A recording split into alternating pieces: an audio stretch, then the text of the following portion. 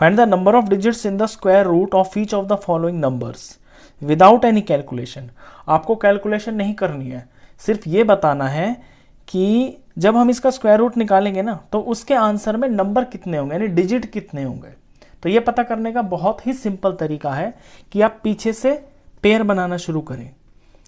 दो दो का पेयर बनता है, जैसे ये 64 है तो 64 का एक ही पेयर बनाना, तो इसका जो स्क्वायर रूट आएगा ना उसमें एक ही डिजिट होगी सिर्फ। 64 का क्या होता है स्क्वायर रूट, 8 होता है, 8 8 जा 64, तो इसमें एक ही डिजिट आएगी।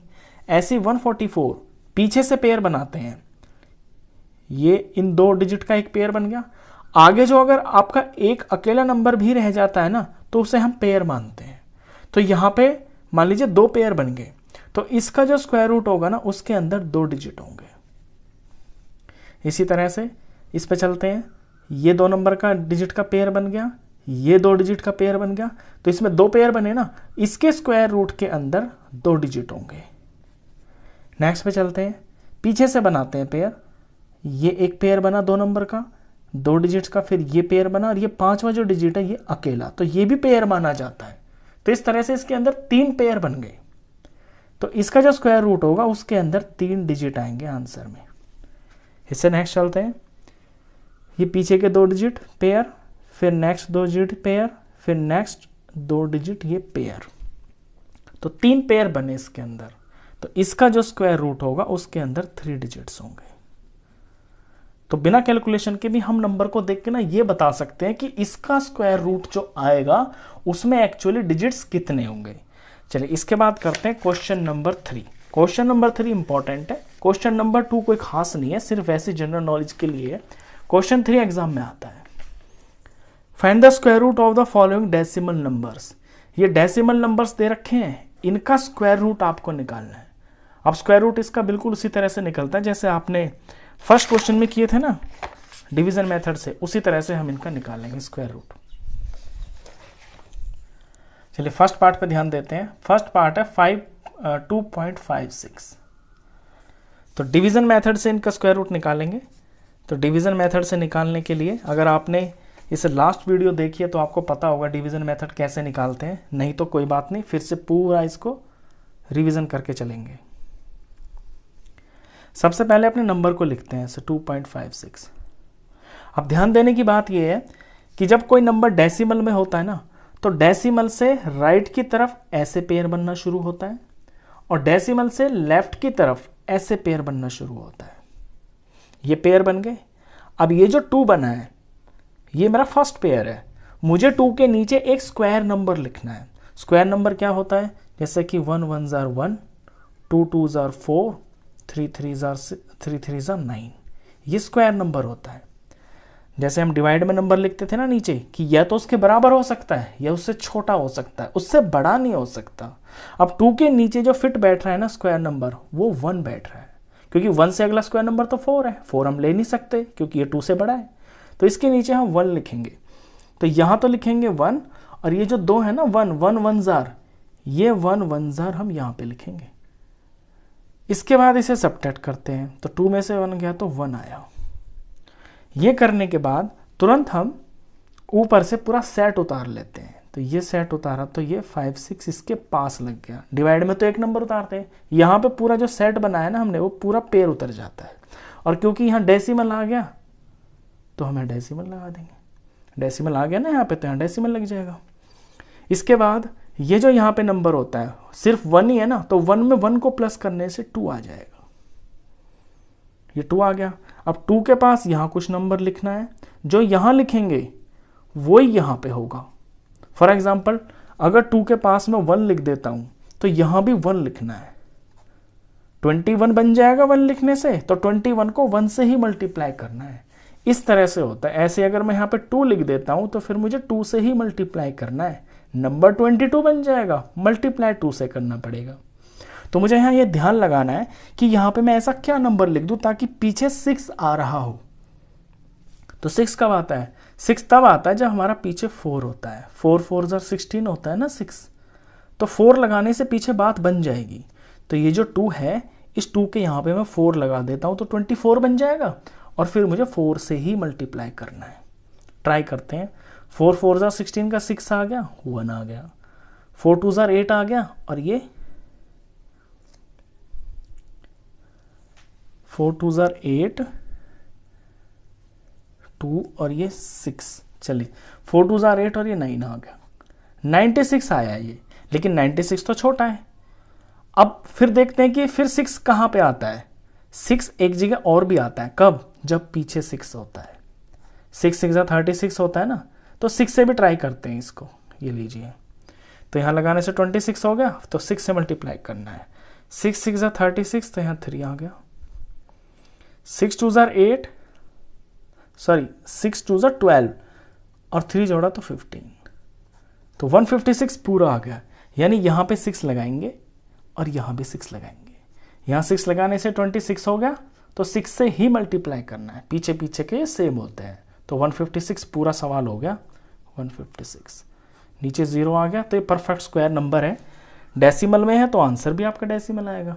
तो इसका आंसर इस तरह से फिर लास्ट में लिखना, देयरफॉर ये स्क्वायर रूट का निशान है 2.56 इज इक्वल टू 1.6, ऐसे करेंगे आप इसे। चलिए 7.29, बस वही करना है सब में, पहले तो नंबर लिख लेते हैं 7.29। पेयर का ध्यान रखना है आपको, डेसिमल से इधर पेयर इस तरह, डेसिमल से इधर पेयर इस तरह। 7 के नीचे स्क्वायर नंबर लिखना है, तो 1 1 जार 1, 2 2 जार 4, 3 3 जार 9, तो 3 3 जार 9 तो बड़ा है, तो हम लेंगे 2 2 जार 4, तो यहाँ लिखेंगे 2 और ये 2 जार और ये 4 और फिर कर देंगे इससे माइनस, माइनस करके आया 3। पॉइंट आ गया आगे तो पॉइंट लगा देंगे, ऊपर पूरा का पूरा सेट उतार के 329 आ गया। अब 2 में 2 जोड़ेंगे तो यहाँ 4 आ जाएगा, और यहाँ पे कोई सेम नंबर लेना है। अब 9 पीछे कब आता है? देखिए 9 दो केसेस में आता है, या तो आपका पीछे 3 हो तो 3 3 जा 9 आ जाता है, या फिर आपका पीछे 7 और 7 हो तो 7 7 जा 49 आ जाता है। तो हमें ये दो चीज़ें ट्राई करनी है।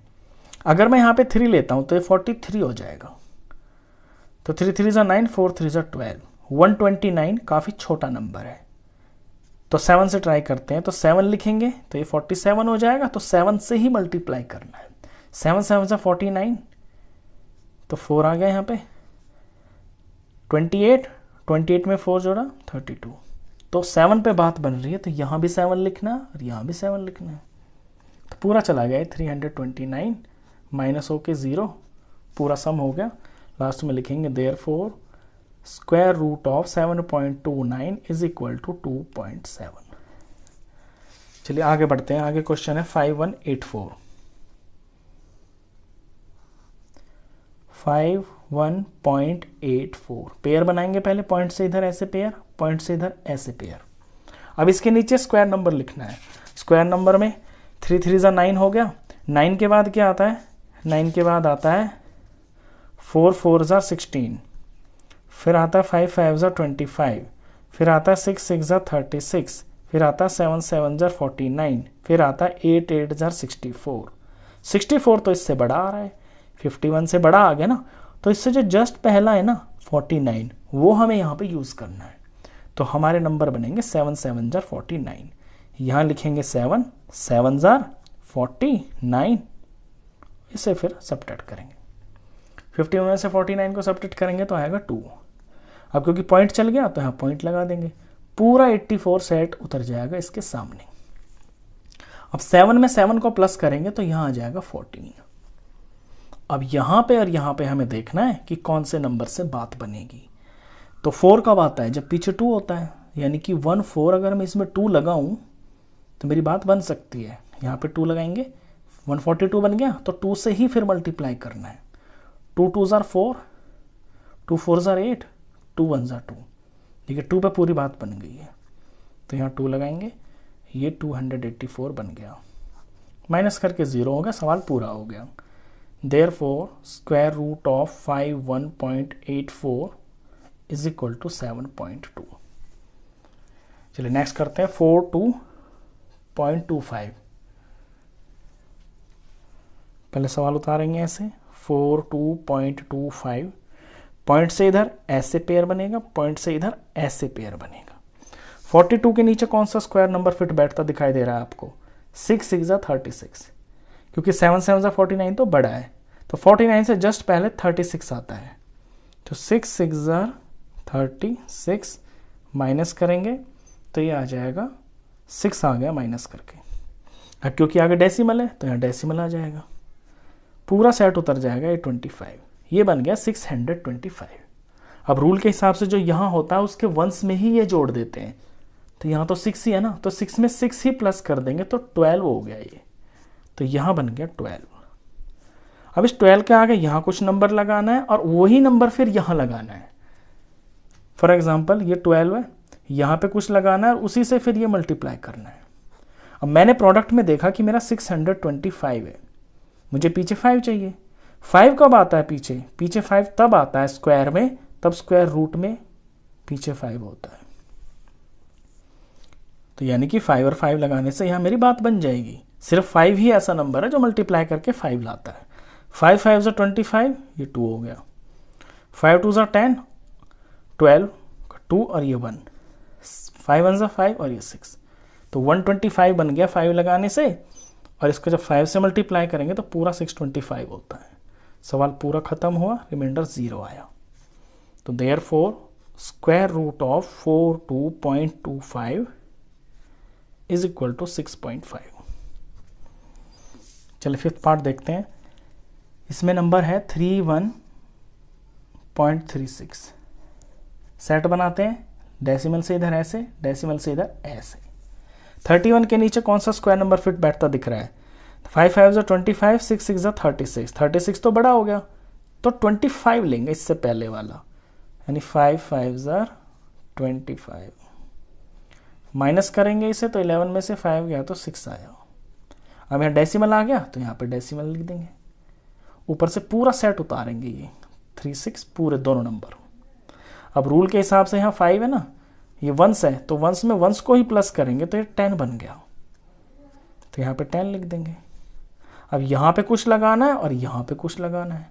अब तक तो आप समझ ही गए होंगे, 1 0 के आगे यहाँ और यहाँ सेम नंबर लगाना है ताकि 636 आ जाए। तो साफ दिखाई दे रहा है कि 6 लगाने से बात बन रही है।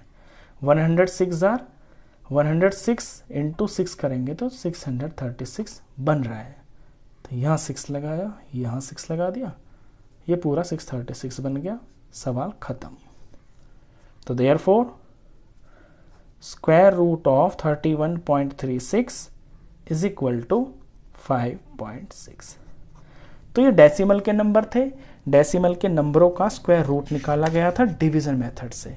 तो आई होप आपके अच्छे से समझ में आए होंगे। तो इस वीडियो में बस इतना ही। नेक्स्ट क्वेश्चंस के लिए फिर आपसे नेक्स्ट वीडियो में मिलते हैं, तब तक के लिए गुड बाय।